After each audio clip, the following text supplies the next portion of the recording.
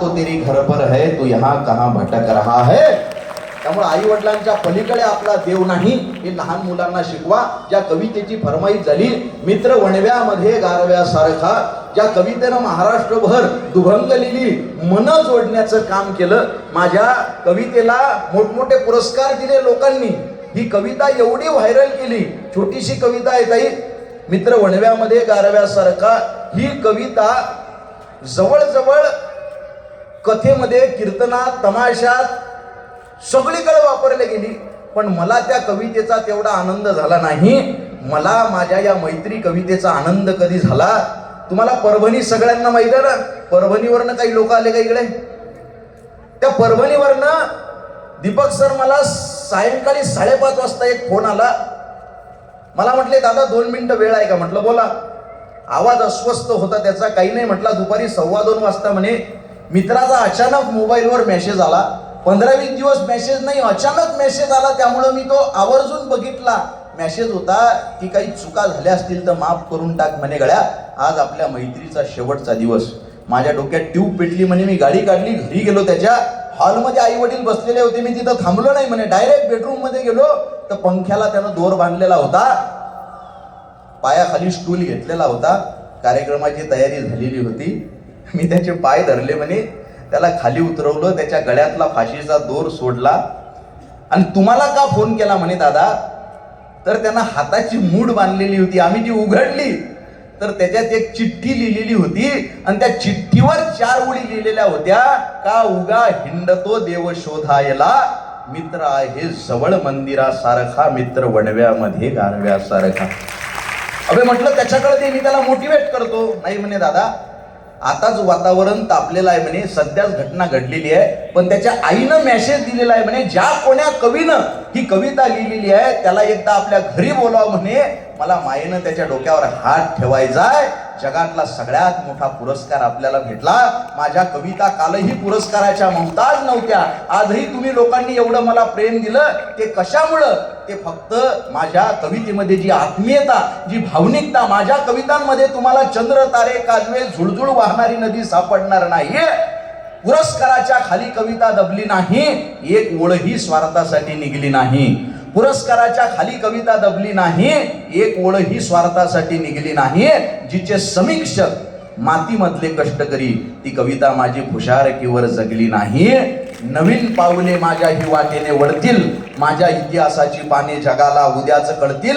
आज पोसतो आहे विस्तव छाताडावर, उद्या मशालीसाठी तुम्हा ठिणग्या मिळतील, उद्या मशालीसाठी तुम्हा ठिणग्या मिळतील.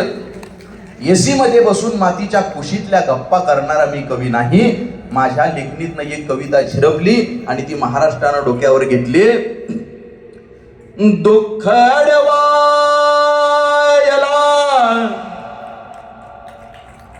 वा वा.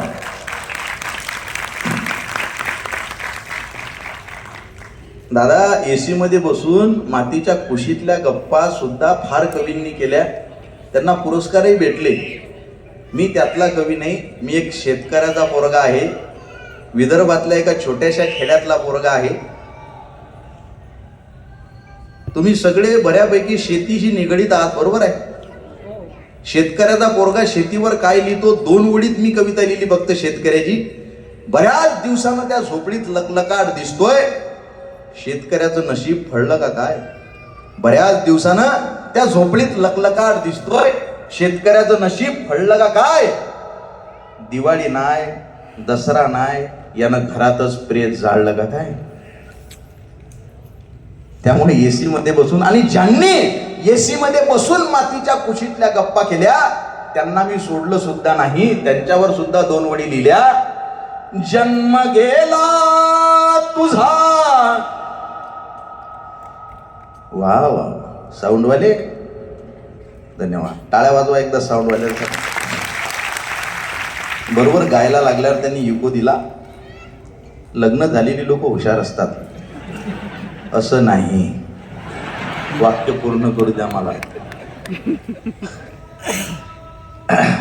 बरंच काही मला बोलायचं आहे, असा मॉप सापडत नाही बरं मला तरी. बायकोला न घाबरणारा माणूसच जन्माला आला नाही दादा. तुमच्यात आहे का कोणी हात वर करा बरं, जो म्हणते बायकोले घाबरत नाही. हातही वर करत नाही का तुम्ही? एकही जण नाही. वा वा, एक हात वर झालेला आहे, जोरदार टाळ्या वाजवा. बायकोला न घाबरणारा माणूस. पण तुम्ही का हात वर केला मला माहित आहे, तुमची बायको इथं आलेली नाही म्हणून तुम्ही हात वर केला. गंडवा गंडवी करू नका. अहो तुम्ही काय स्टेजवर बी एकही हात वर नव्हता. जन्म गेला तुझा गारव्यासारखा,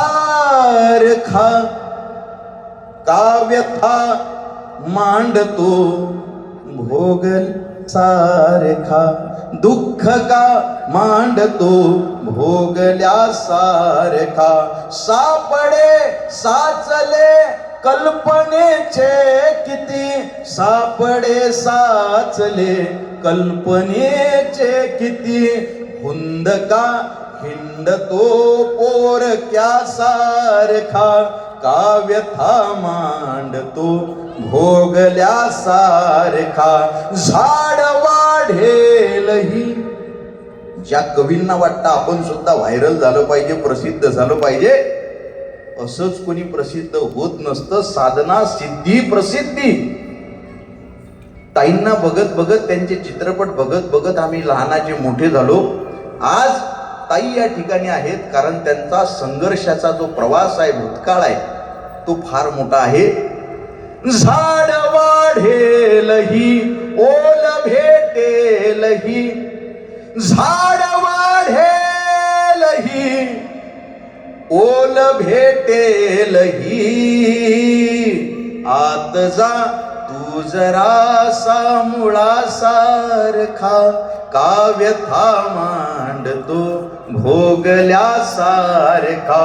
दुःख अडवायला उंबरासारखा, मित्र वणव्यामध्ये गारव्यासारखा, मित्र वणव्यामध्ये गारव्यासारखा.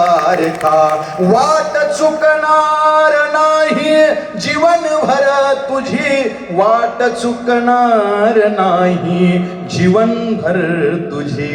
एक तू मित्र कर, एक तू मित्र कर, आरशासारखा, मित्र वणव्यामध्ये गारव्यासारखा.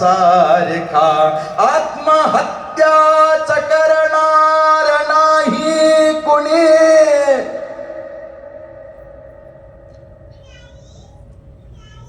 मैत्रीसाठी या पुराणातल्या कथांची गरज आहे का साहेब?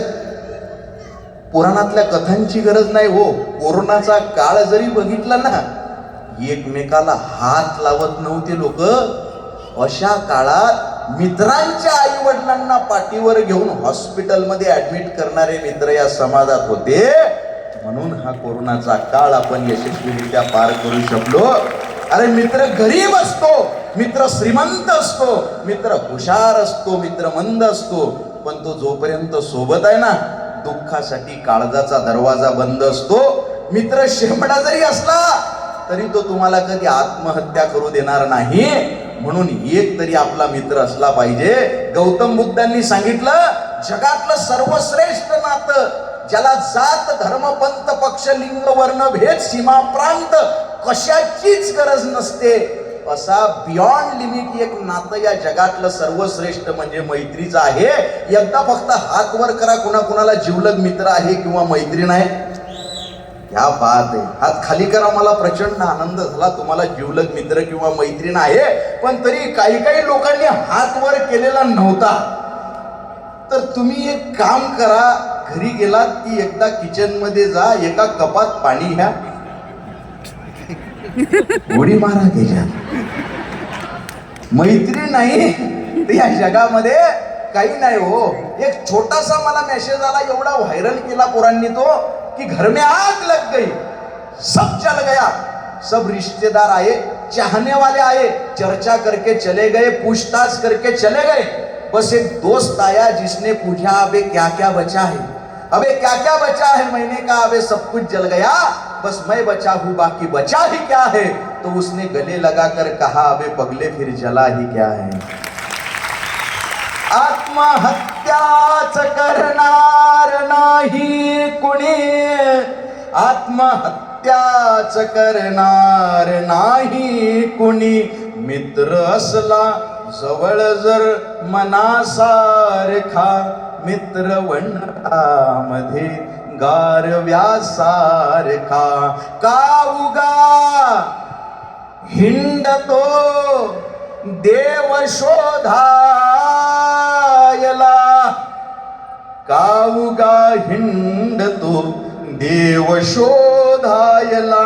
मित्र आहे जवळ, मित्र आहे जवळ मंदिरासारखा.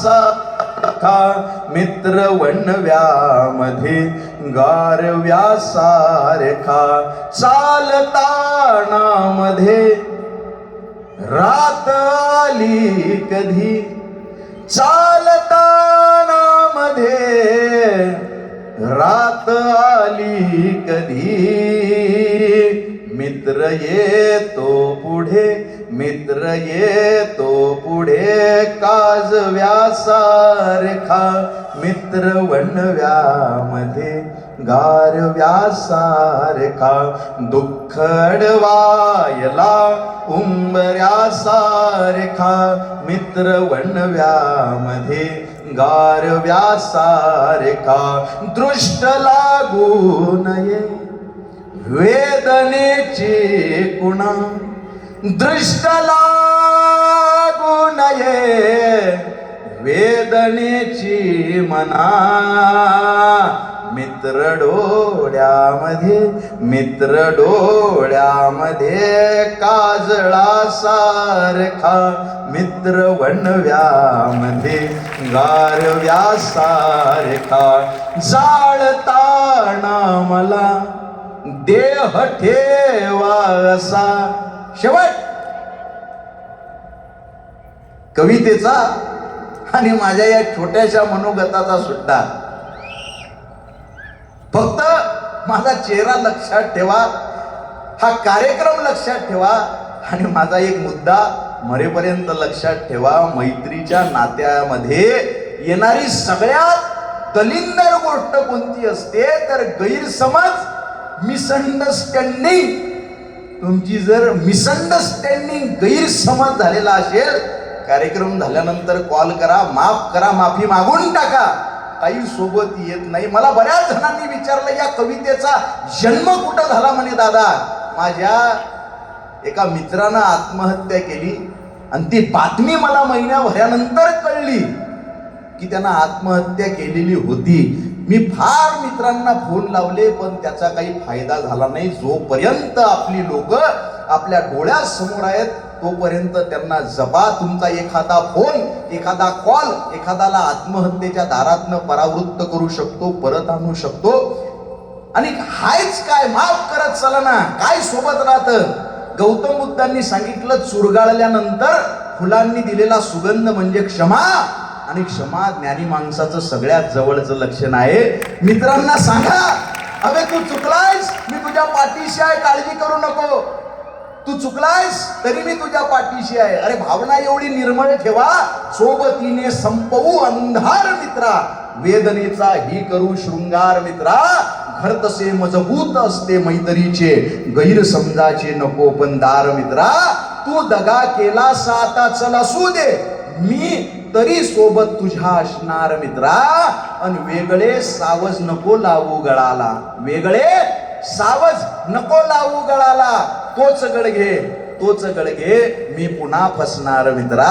तोच गळघे, मी पुन्हा फसणार मित्रा. त्यामुळं माफ करत चला. माझी तुम्हाला शेवटची हीच विनंती आहे, कारण आपल्या आधी 100-150 वर्षाआधी जी लोक होती त्यातला एकही माणूस हा जिवंत नाही. आपल्या नंतर 100-150 वर्षानंतर आपल्यातला एकही व्यक्ती जिवंत असणार नाही. आपले फोटो झालेले असतील, भिंतीला लावतील आणि येणारी पिढी ते फोटोही काढून टाकेल, घरात जागा नाही म्हणून. काही सोबत राहते का?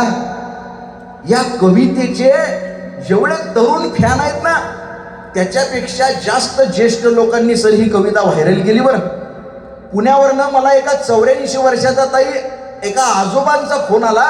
मला म्हटलं आय एम रनिंग 85. मी 85 वर्षाचा हिरवागार तरुण आहे म्हणे. म्हटलं मग? माझी मित्र आहेत म्हणे अजून सुद्धा जपलेले 81, 78, 77. म्हटलं मग? आम्ही म्हणे गेट टुगेदर घेतो प्रत्येक महिन्याच्या पहिल्या बुधवारी. म्हटलं मग? काही नाही म्हणे बाळा, आमच्यातल्या कोणाची तरी विकेट पडलेली असते, त्याला आम्ही श्रद्धांजली देण्याचा कार्यक्रम घेतो. म्हातारे लोक खतरनाक असतात बरं. ज्या घरात म्हातारा व्यक्ती आहे ना, चालतं बोलतं पुस्तक, चालती बोलती कादंबरी असते ती, उतार वयात जर्जर झालेलं शरीर कमरेतून वागतं, तेव्हा आयुष्य चेहऱ्यावर सुरकुत्यांचं सुंदर नक्षीकाम करतं, डोक्यावर केसांचं पांढरं शुभ्र आभाळ निर्माण करतं, आणि या बदलणाऱ्या ऋतूंची दृष्ट लागू नये म्हणून काळवणलेल्या डोळ्यात मोतीबिंदूचा एखादा तीट लावतं. तेव्हा अस्पष्ट झालेल्या नजरेला स्पष्ट दिसत असतं सगळं, आणि त्या स्पष्ट नजरेतनं ही लोक आपल्याकडे बघत असतात. काय म्हटले आजोबा? काही नाही म्हणे बाळा, आमच्यातली कोणाची तरी विकेट पडलेली असते, आम्ही त्याला श्रद्धांजली देण्याचा कार्यक्रम घेतो, आणि त्या श्रद्धांजलीला कोणता श्लोक म्हणत नाही म्हणे गड्या, तुझी ही मैत्रीची कविता आम्ही श्रद्धांजली म्हणून वापरतो. यापेक्षा माझ्या कवितेचा जिवंतपणा नाही. मला आजपर्यंत माझ्या बापानं, माझे वडील नागपूरला ऍडमिट आहेत बरं का हॉस्पिटलमध्ये, माझ्या बापाशिवाय माझा देव नाही. त्याने मला सांगितलं गड्या 2 गोष्टी अनंता लक्षात ठेव, एक म्हणजे कुणाला फसवून 1 रुपया सुद्धा कमावू नको, कुणाचं मन दुखेल असं जिंदगीभर कधी वागू नको. त्यामुळे मी राजकारणावर कविता लिहिल्या, समाजकारणावर कविता लिहिल्या, पण मी कुठल्याही राजकीय नेत्याला घाबरलो नाही. तुमच्याकडे त्या कविता असतील युट्यूबला, भोंगा भिंगा सगळ्या. कधीतरी एखाद्या वेळेस शांततेत वेळ भेटला तर मी घेईल. मला सांगायचं हे आहे की तुमच्यामध्ये निर्भीडता निर्माण करायची असेल तर आपलं जीवन तसं असणं गरजेचं आहे. आणि या नेत्यांना काय घाबरता, ज्यांचं एकाचं खेटर एकाच्या पायात नाही. मी ज्याला निवडून देतो तो कधीच एका पक्षात राहत नाही. हे सगळेच्या सगळे राजकारणी लोक बोगसच असतात असं नाही. मला वाटतं मला घरी जायचं इथून. आपल्या सभागृहामध्ये राजकीय लोक असतील तर ते समाजकारणी आहेत असं आपण गृहीत धरू. मला घरी जायचं आहे. पण ती निर्भीडता येण्यासाठी जगणं. माझ्या बापाबद्दल मी सांगितलं होतं मध्ये त्या कवितेमध्ये, कोणी म्हणे बाप आमदार आहे, कोणी म्हणे माबाप खासदार आहे, कोणी म्हणे माबाप जहागीरदार आहे, कोणी म्हणे माबाप आमदार आहे, कोणी म्हणे माबाप खासदार आहे, कोणी म्हणे माबाप जहागीरदार आहे. छाती फुटेपर्यंत हा पठ्ठ्या सांगत असतो माबाप इमानदार आहे. माबाप, आणि ही इमानदारी त्याला आम्हाला शिकवली. म्हणून जगत असताना कवितेचा शेवट, मित्र वणव्यामध्ये गारव्यासारखा त्रासलो जिंदगी चालताना पुन्हा, त्रासलो जिंदगी वाचताना पुन्हा, बसधडा मैत्री वाचण्यासारखा, मित्र वणव्यामध्ये गारव्यासारखा, जाळताना मला देह ठेवावसा. दक्षिणेकडे पाय करा, उत्तरेकडे पाय करा. मला जाळताना कसं ठेवा, माझी शेवटची इच्छा. फसवून कुणाला हसण्यापेक्षा इमानदारीनं रडलेलं बरं. दुःख माझ्या मरणाचं, हजारो बनून अश्रू माझ्याच शवावर पडलेलं बरं. पण माणसंच जर नसतील अश्रू ढाळायला तर प्रेत माझं सडलेलं बरं. आपल्या आयुष्यात शेवटी लोक रडणारी पाहिजेत, ती कमावून ठेवली पाहिजेत. जाळताना मला देह ठेवा असा, जाळताना मला देह ठेवा असा. कसा? हात खांद्यावरी, हात खांद्यावरी टाकल्यासारखा, मित्र वणव्यामध्ये गारव्यासारखा जाळताना मला देह ठेवासा. एकदा खांद्यावर हात टाकावर, ज्यांना ज्यांना शक्य आहे, ज्यांना ज्यांना शक्य आहे त्यांनी खांद्यावर हात टाका. शेवट आहे, शेवट आहे. मी फार वेळ तुमचा घेणार नाही. हाडाचा कवी आहे, मला कळतात भावना, कार्यक्रम सुद्धा कळतो. एकदा तिकडे. मैत्रीचं नातं जगातलं सर्वश्रेष्ठ नातं आहे. खांद्यावर हात टाका. तुम्हाला सगळ्यांना तुमच्या आईची शपथ आहे, खांद्यावर हात टाका. हाडाचा कवी आहे दादा आपण. आणि फक्त ज्यांना ज्यांना म्हणता येतं, 2 मिनिट लहान व्हान माझ्यासोबत 2 ओळी म्हणा फक्त. बरोबर आहे? मित्र वणव्यामध्ये गारव्यासारखा जाळताना मला देह असा जाळताना मला देह ठेवासा. तुम्ही खांद्यावर हात टाकला नाही.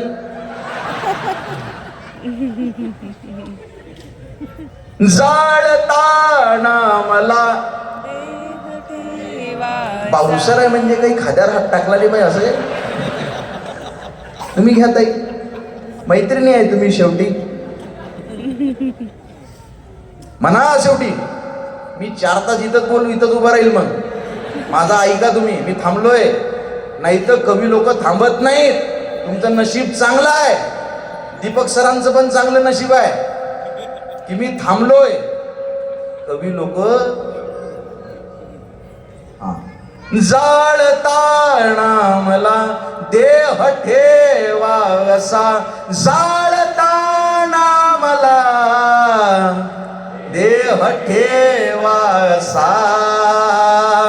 हात खांद्यावरी, हात खांद्यावरी टाकल्यासारखा मित्र वणव्यामध्ये गारव्यासारखा दुःख अडवायला उंबऱ्यासारखा मित्र वणव्यामध्ये गारव्यासारखा गारव्यासारखा गारव्यासारखा.